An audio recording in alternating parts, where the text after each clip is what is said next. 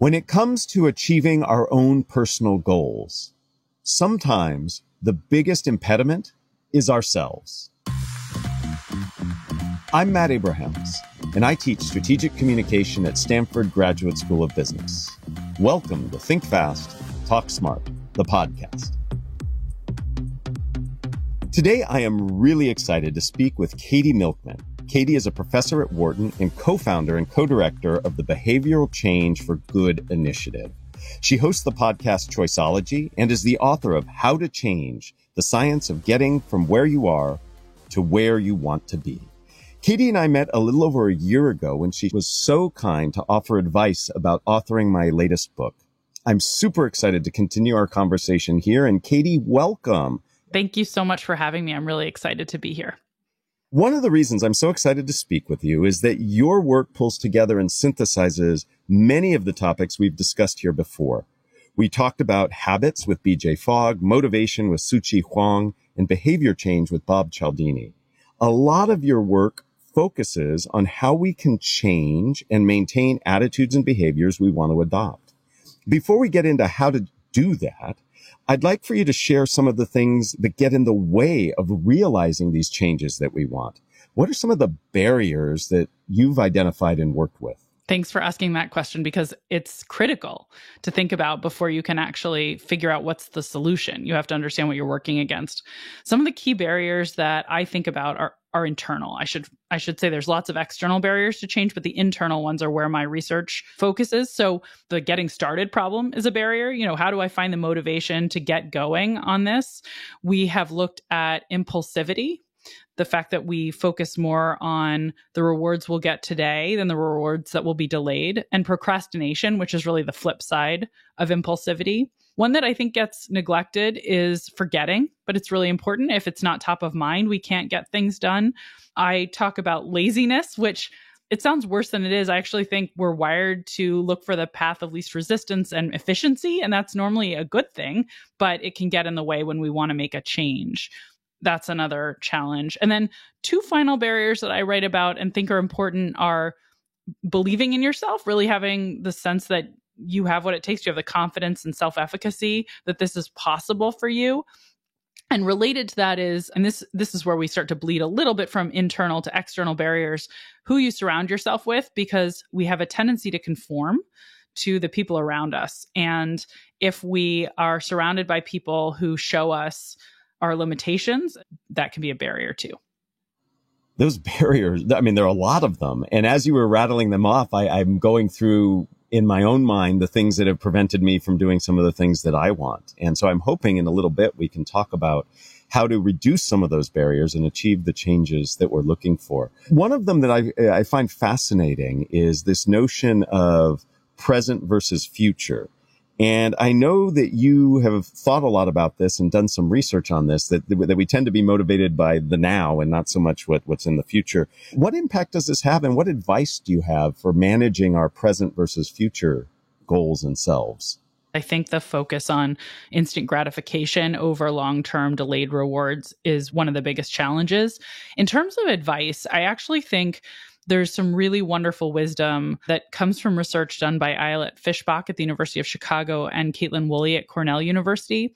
They've shown that most of the time when we're focusing on pursuing a goal, we neglect this issue and we just follow the advice of Nike, which says, just do it, right? We think all I have to do is want it enough and that will get me through. And we focus on finding efficient paths to our desired outcomes, and we neglect thinking about whether we'll enjoy the path and the goal pursuit. And it turns out that's a mistake, because if we aren't finding it gratifying in the moment to pursue our goals, we tend not to persist. So they have some really nice research showing if you encourage people to pursue their goals in a way that they find fun, as opposed to a way that's maximally efficient, you actually end up with better results. A really concrete example would be, think about going to the gym. You could either get on the maximally punishing Stairmaster, or you could go to Zumba class with a friend. And you will, of course, probably get fitter faster if you're on that Stairmaster.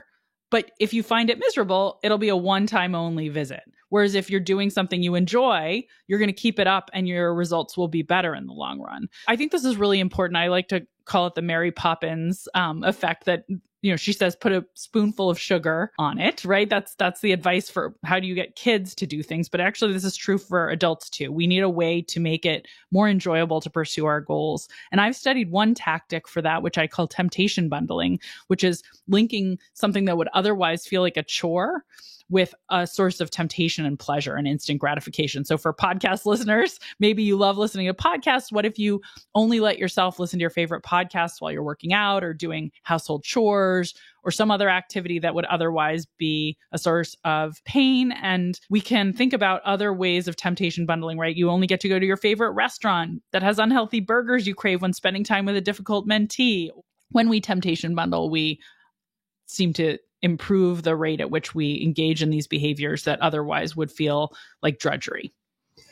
I love this notion of find the fun and temptation bundling. I didn't know what I did when I grade was actually had a name. So I love what I do. Grading, as you well know, Katie, can sometimes be burdensome.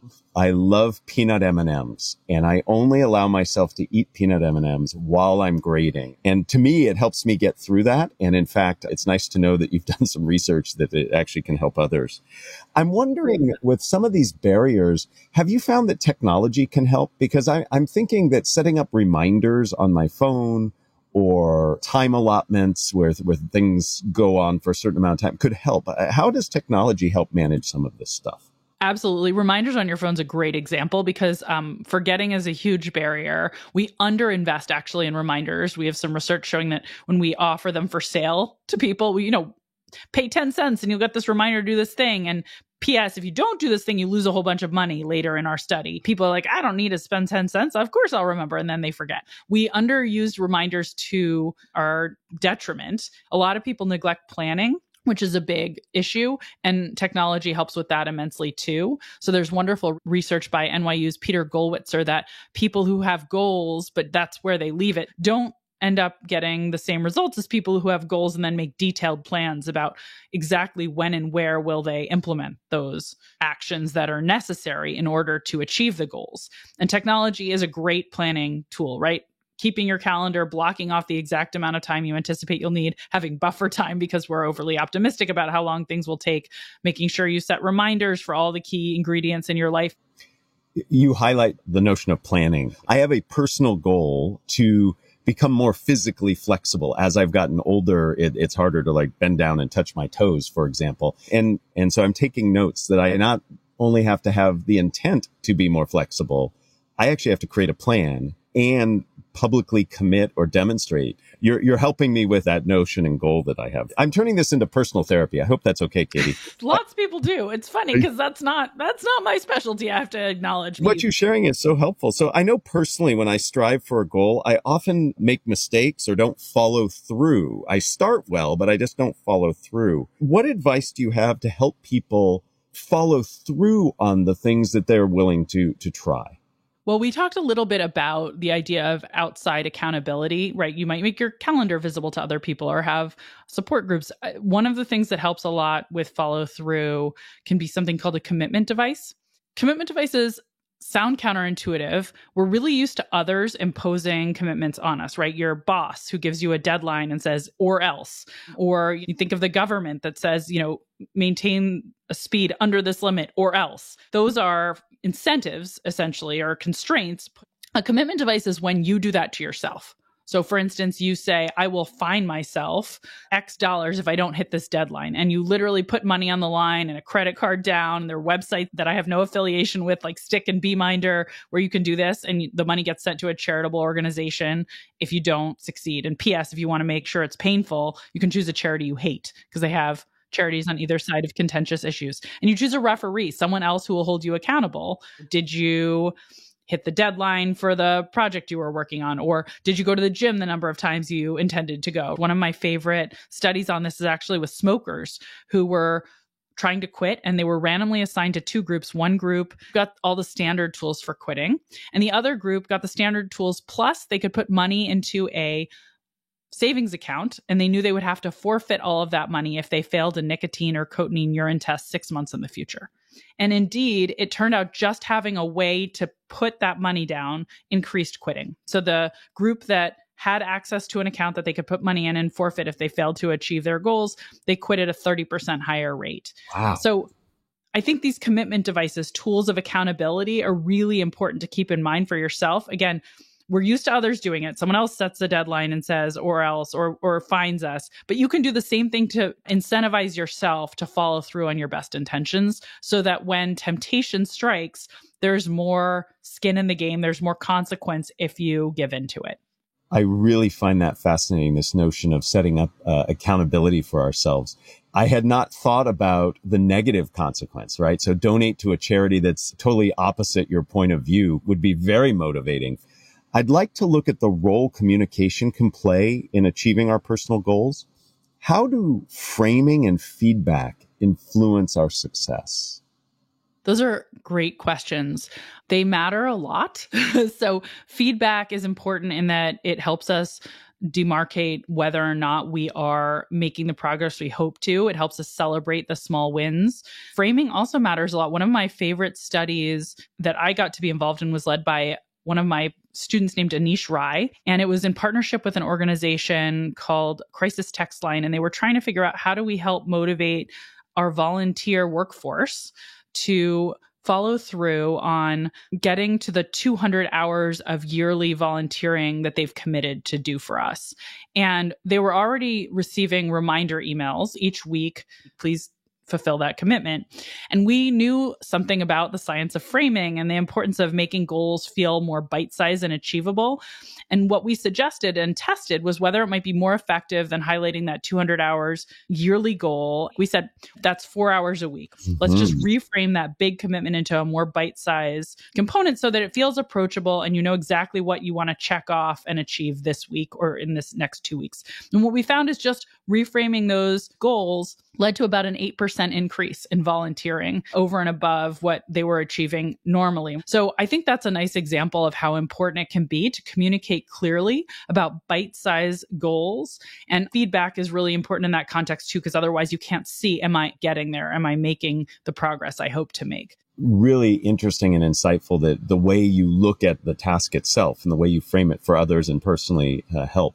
I know that when I look at, again, being very self-serving here, when I look at wanting to lose weight, for example, if I reframe that as I want to be healthier, it's much more motivational to me.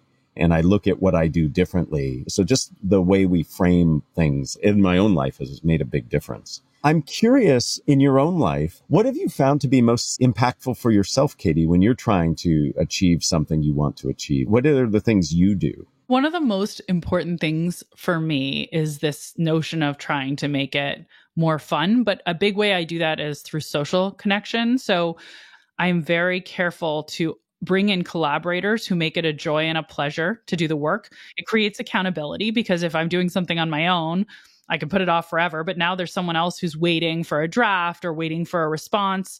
It also makes the work more enjoyable because I'm very careful, as I said, to choose collaborators.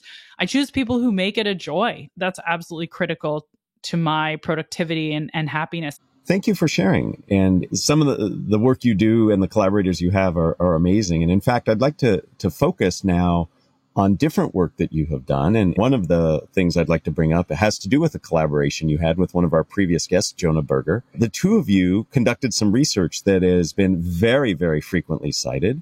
And it's on how online content goes viral. Can you share the results of that work and any suggestions you have to make our ideas go viral, regardless of if it's online or not?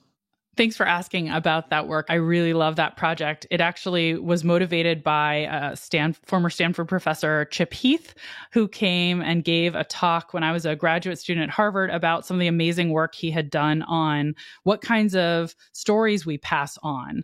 And he was studying this in the lab, and I thought, gosh, it would be so interesting if we could look at what goes viral in the wild. I was really fascinated by field data, and I was an avid New York Times reader, and they had this little feature on the New York Times website that showed what were the top 25 most shared articles that day. And I was like, let's scrape that data and actually see what drives things to go viral online.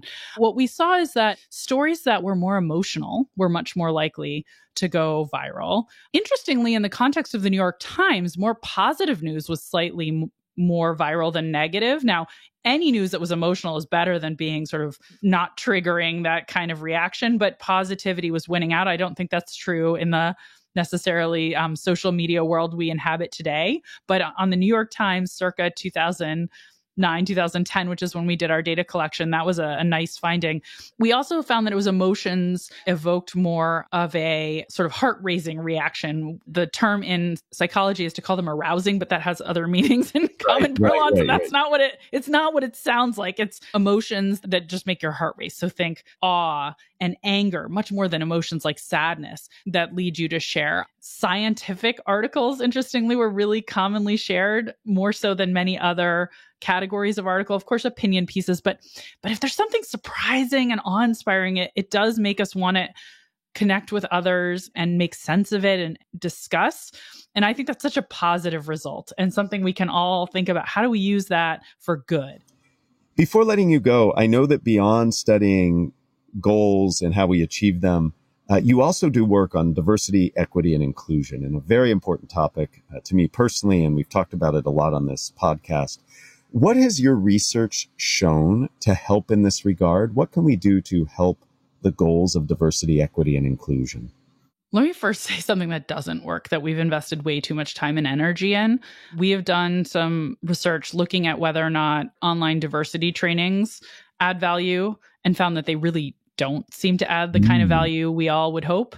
What we have seen is much more promising in our research is solutions that change the environment where decisions are made to facilitate more, I'll say, inclusive kinds of decisions. I'll give you a very concrete example. We did one experiment where we looked at whether or not people who were making selection decisions, so think I'm hiring someone or I'm choosing who will be up on a panel at a conference, we varied whether or not a decision maker was choosing a whole set of individuals to hire, right? Like I'm going to make 5 hires for different slots on a team or put 5 people on this panel, or they're just making one choice. They get to hire one person to fill an empty role on a team. What we see is that people choose more women and minorities when they're hiring in sets rather than singletons. Now you might say like, well, yeah, of course, because I got 5 slots. But to be clear, we're comparing, for every 5 choices made, how much diversity do we see when people are choosing one at a time versus in sets? And we see much more diversity in sets. And the mechanism seems to be when we're, say, hiring a group of 5 people all at once, as opposed to one person a month for 5 months, we notice a lack of diversity in the choice set we come to the table with. And we adjust it because most of us are not intentionally discriminating. Obviously, there's exceptions to that. But what a lot of our research points to is that when we have the opportunity to look at a whole group and say, does this meet my goals in terms of the diversity I'd like to see on my team? Does this meet my goals in terms of who I would like to make sure is at the table? We adjust, and we do not hire 5 people who all look the same. We want diversity in groups. So try to hire in sets, because you can't even think about diversity if you're just hiring one person, right? What is a diverse hire? That's not a thing, right? No one person has diversity. So that's my favorite result from our work. Well, Katie, before we end, I like to ask the same 3 questions of everybody, and I'm very excited to hear your answers to these questions. Are you up for that? I'm ready. I thought about this in advance. Oh, good. You prepared. I hope you didn't have to reward yourself. I hope this wasn't a chore. This was fun itself. Question number 1. If you were to capture the best communication advice you have ever received as a 5 to 7 word presentation slide title, what would it be? Tell stories to make your point. Have you found in your own work that that's benefited you personally in reporting the results that you find in the research you do? Absolutely. I think it's really important. I don't think of myself as a storyteller primarily. My first love is collect and analyze data, find truth in numbers, but to communicate that truth so that it's sticky and so that other people will understand it clearly and remember it. You have to make it come to life. We have to do the hard work of the science and collecting the data, but then to communicate it successfully and ensure that other people understand it and use it, storytelling is so critical. You are a very good storyteller in your book, and you do a great job of eliciting stories as a podcast host from your guests. So question number 2, who is a communicator that you admire and why? The communicator I picked is a very dear friend, Angela Duckworth. She's one of my closest collaborators and an absolutely extraordinary communicator. She wrote a brilliant book called Grit. She has one of the most viewed TED Talks of all time. Some of the things that make her such a great storyteller and communicator are the same. She has a beautiful way with words. She understands that it is critical to make things personal and to have poignancy in the story she tells. She opens her book Grit by talking about her father and her childhood, the fact that he used to point out that she was no genius. And that motivated her to work harder and harder. And actually, she did eventually win a MacArthur Genius Award. And her big contribution, or she has many contributions, but one of her biggest contributions is recognizing that we overweight this idea of genius and that so much of success is really about grit. Angela communicates so clearly about the importance and the oversight in our culture. She's so fantastic at explaining the importance of this. I have seen that talk a number of times, and you're right. Her ability to be very clear and poignant are very, very powerful. Question number 3. What are the first 3 ingredients that go into a successful communication recipe? Clarity, brevity, and vividness. Those are my 3. Talk to me about vividness. I think clarity and brevity make sense to me. What is vividness doing in that list?